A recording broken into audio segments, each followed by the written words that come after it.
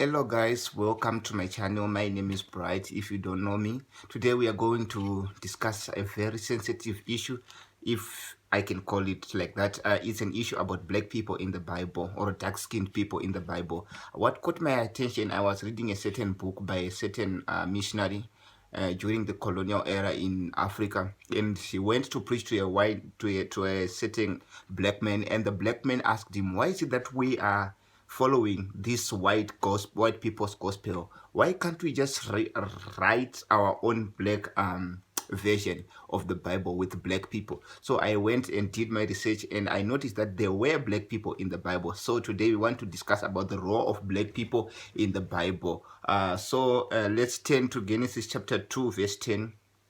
Genesis chapter 2 verse 10, it says, "Now a river went out of Eden to water the garden, and from there it parted and became 4 riverheads. The name of the first is Pishon. It is the one which skids the whole land of Havilah, where there is gold." You see, now it's talking about the rivers that were coming out of Eden, and it says the name of the first river that was coming out is Pishon. It went around the land of Havilah. If you go to Genesis chapter 10, let's go to Genesis chapter 10. Chapter 10 verse 7, it tells us that the sons of Cush were Seba, Havilah, and Sabta. Now you see that Havilah was the son of Cush, meaning to say Havilah was a black man. Cush, we just meant that black man. So the one of the rivers out of Eden was going around the land of Havilah, like the river Pishon was going around the land of Havilah. So it actually shows us that even the river in Eden, it was going around the lake, around the land of Africa. And now verse 18 says, the name of the second river is Gihon. It is the one which goes around the land of Cush. Now the second river goes around the land of Cush also, which is the black man. So come to think of it, maybe part of Eden was in Africa, in that, like, according to what the Bible is telling us, it's true that part of Eden was in Africa. So God had something to do with Africa. So we can't just say that the gospel is the white people's gospel. Even Africans, they have something to do. They have a role to play in the gospel. Also, we notice, if we go to Exodus chapter 18, Exodus chapter 18, turn with me to Exodus chapter 18. We see that it says, the topic there says the appointment of judges. It is when Jethro, the father-in-law of Moses, followed Moses. He went there, and it was Jethro who gave Moses the idea of, like, we can say the same idea that we are using now in the judiciary system, that we can say the criminal court and to the high court, to the Supreme Court, and whatever, the way that they do it. It was Jethro who gave the idea, and Jethro was a black man. So Jethro, as a black man, also the chapter goes on and says Jethro offered a sacrifice unto God. It was only priests who could offer sacrifices unto God, but Jethro did it, a black man or a dark-skinned person. Also, it tells us that Zephaniah chapter 1 verse 1 tells us that Zephaniah was a black man. He was the son of Cush. When they found the book of the law during the time of Josiah, and they couldn't give the book to Jeremiah, they went to give the book to Zephaniah.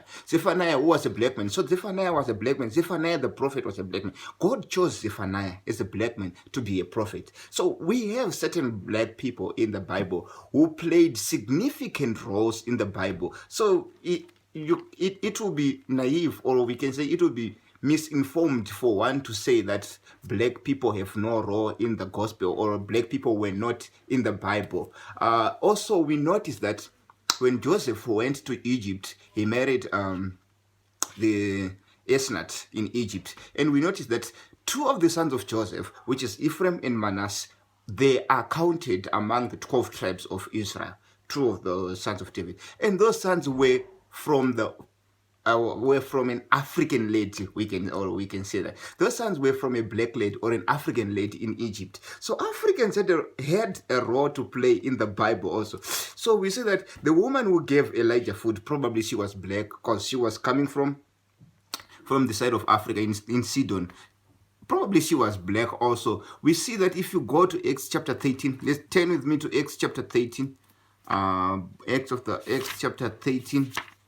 And let's see there. It says, now in the church that was at Antioch, there were certain prophets and teachers: Barnabas, Simon who was called Niger, Lucius of Cyrene. Now we see this Simon who was called Niger. The same Niger is Simon, or who was called Negro, or this Simon who was the black person. So we see that we have Simon also who was the black person at the church of Antioch, where there were teachers, where there were prophets. God chose a black man to be a teacher or to be a prophet amongst other people who were teachers and who were prophets. We see that even if we go to Jeremiah, if we go to Isaiah, in fact, to Jeremiah, in Jeremiah chapter 38, we see that there is Abimelech who helped Jeremiah when they wanted to kill Jeremiah. Abimelech, who was a black man, helped Jeremiah. In Jeremiah chapter 36, verse 14.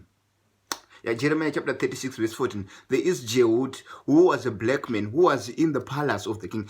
Actually, the verse says, who was one of the eunuchs in the palace of the king. Meaning to say that there were a lot of black people in the palace of the king. There were a lot of black people in the palace in Jude, where they were worshipping the real God. The black people were serving in the palace. Dark-skinned people were there in the palace serving God. We also have Telkaha, who was the king, who was a king from Ethiopia, and who was coming Ethiopia, and he was coming to war, and they respected that king. It was a black king, who was a dark-skinned king. We have a lot of people who were in the Bible who were black. We also have in Midian, we also have God giving his commandments in Africa, in Mount Sinai. It was in Africa. Also, when the Egyptians went out and they went to when the Israelites went out from Egypt to Canaan, they went out with a mixed multitude. Numbers chapter 11. Those mixed multitudes, they were black people, or they were dark-skinned people, or they were Africans from Egypt who were going out from Egypt and going to Canaan to worship Yahweh. So it tells us also that there is a role for black people in the Bible. Like Jesus knew, even Simon, who was of Cyrene, who helped Jesus, he was from an African region. So it tells us that black people had a role to play in the Bible. I will make a part 2 on this one, on God's plan on Africa, on what God did on Africa during the Bible era. It's spectacular. It's hilarious how God helped Africans, how God used Africans, how God used dark-skinned people. Even in these last days, brothers and sisters, God can still use Africans. Africans or dark-skinned people have a role to play in the Bible. In as much as other races, they have also a pivotal role to play in the Bible. But also dark-skinned people or Africans have a role to play in spreading the gospel of the soon-coming Savior. Thank you, guys. Please make sure you subscribe. If you have any comments, please write your comments down on the comment list. Thank you. Bye.